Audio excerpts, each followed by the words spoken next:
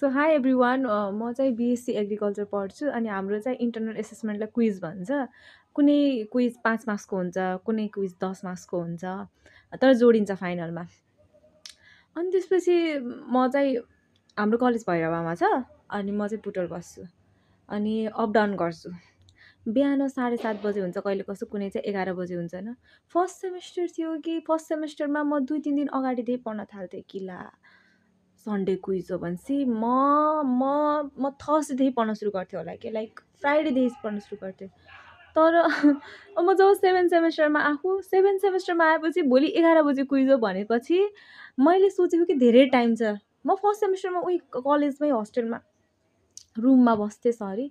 अनि त्यसपछि त्यति बेला म त्यति छिटो उठेर पढ्थेँ। तर अहिले म सोचिरहेको छु स्टिल टाइम छ, भोलि बिहान 4 बजे उठेर पनि पढ्न सकिन्छ। वाट!